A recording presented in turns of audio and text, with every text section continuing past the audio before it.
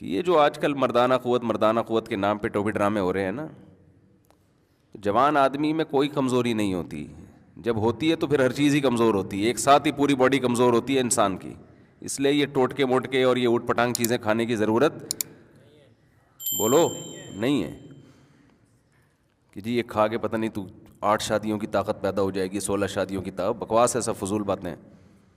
جب تک چل پھر رہے ہو، بول رہے ہو، آنکھیں صحیح ہیں، کان صحیح ہیں، سونگنے کی طاقت صحیح ہے، ہضم کرنے کی طاقت ہے، تو ساری طاقتیں ٹھیک ہیں. جب کمزور ہو گئے تو ایک ساتھ ہی ہو گئے سارے، سب کچھ، ساری کمزوریاں ایک ساتھ ہی پیدا ہوتی ہیں. تو جب تک باقی باڈی ٹھیک ہے تو باقی بھی ٹھیک ہے.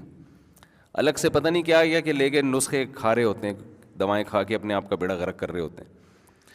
اس میں وہم زیادہ ہے لوگوں کو. اور اللہ نے ہر مسلمان میں 4 کی طاقت رکھی ہوئی ہے معذرت کے ساتھ. اس کے لیے کوئی بہت زیادہ ایکسٹرا کوئی صحت کی ضرورت نہیں ہے. مرد کو اللہ نے عورت سے زیادہ پاورفل بنایا اس معاملے میں. تو مرد ہی کیا ہے جس میں پاور عورت ہی کے برابر ہو. ایک عورت کے لیے ایک مرد کافی ہے، تو ایک مرد کے لیے بھی ایک عورت کافی ہے. تو دونوں میں کوئی فرق ہوا پھر؟ تو آدمی کس بات کا ہے بھائی تو؟ باقی کریں نہ کریں وہ آپ کا ہیڈیک ہے، وہ میں الگ ٹاپک ہے. وہ تو میں پھر سوسائٹی کی جو ضرورت ہے، معاشرے کی ضرورت ہے، بیوہ طلاق یافتہ، وہ تو میں اس پہ بات کرتا رہتا ہوں. لیکن یہ جو آج کل ہے نا کہ کمزوری، یہ ایسے نہیں ہے ایسے جیسے لوگوں نے سمجھ لیا ہے. سب صحت مند ہی ہیں. ہاں کوئی خدا نخواستہ کوئی شوگر کا مریض ہے، کوئی ایکسٹرا کوئی بیماری ہے اس میں، تو ایک الگ بات ہے. جب تک آپ نارمل ہیں تو سب کچھ نارمل ہے. اس کے لیے حکیموں کے پاس، جو جعلی حکیم ہوتے ہیں نا، ان کے پاس مت جایا کرو، وہ بیڑا غرق کر دیں گے.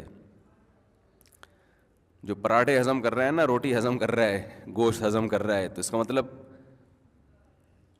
صحیح ہے، پھر ٹھیک ہے. باقی نفسیاتی مسائل ہوتے ہیں لوگوں کے ساتھ، اس کو وہ، اب ایک آدمی کو غلط کاریوں کی عادت پڑ جائے. لوط علیہ السلام کی قوم کو لڑکوں سے بدفعلی کی عادت پڑ گئی تھی، تو ان کی عورت میں رغبت ختم ہو گئی، بیوی میں رغبت ختم ہو گئی. تو یہ جسمانی بیماری نہیں تھی، یہ روحانی بیماری تھی. اس کا علاج کوئی دوائیں نہیں ہے. اس کا علاج ہے کہ جو گندگی تم نے عادت ڈالی ہے اس عادت کو چھوڑو، تو پھر اللہ حلال میں رغبت پیدا کرے گا. تو جو زانی لوگ ہیں، زنا کرنے والے، بدکاریاں کرنے والے، غیر عورتوں میں دلچسپی لینے والے، ان کی گھریلو لائف بہت خراب ہو جاتی ہے. تو وہ جسمانی بیماری نہیں ہے، وہ مینٹلی ایک ڈسٹرب ہوتے ہیں. وہ ان کو روزانہ کچھ نیا چاہیے، عیاشی ان کی مزاج کا حصہ بن جاتی ہے. جیسے جو روز مرغے کھائے گا تو دال اچھی لگے گی پھر اسے؟ تو بیلنس ہے نا، کبھی مرغا کھا لیا، کبھی دال کھا لی. اب آپ روزانہ ہی مرغے پھوڑتے رہو گے تو مر جاؤ گے آپ. تو حلال میں اللہ نے اعتدال رکھا ہے، حرام میں اعتدال نہیں ہوتا. جو حرام کی طرف جاتے ہیں نا، زنا کرتے ہیں، تو وہاں سے تو بور ہوتے ہیں، لیکن گھریلو لائف ان کی برباد. بے حیائی کا سب سے بڑا اثر یہ پڑتا ہے کہ اس کی اپنی جو بیوی بچوں کی زندگی ہے وہ تباہ و برباد ہوتی ہے. اور کتنے برے اثرات بچوں کو جب پتہ چلتا ہے ہمارا باپ ایسا ہے، بچوں کے دل میں باپ کی عظمت نہیں رہتی ہے. آپ کہتے ہیں نہ رہے عظمت تو کیا ہوگا بھائی، آگے آپ کا بڑھاپا بھی آ رہا ہے. ابھی اولاد کو آپ کی ضرورت ہے، کل آپ کو اولاد کی ضرورت ہے، اور بہت جلد ہے. بڑھاپا کوئی ٹائم نہیں لگتا، کراچی میں تو اور جلدی آتا ہے. جو غذائیں کھا رہے ہیں نا، یہ جو حدیث میں آتا ہے نا، جوانی کو بڑھاپے سے پہلے غنیمت سمجھو، تو یہ صحابہ کے بڑھاپے کی بات ہو رہی ہے. ہم لوگ کا جو ہے بہت جلدی آ جاتا ہے. ہمیں تو ابھی سے غنیمت سمجھنا شروع کر دینا چاہیے.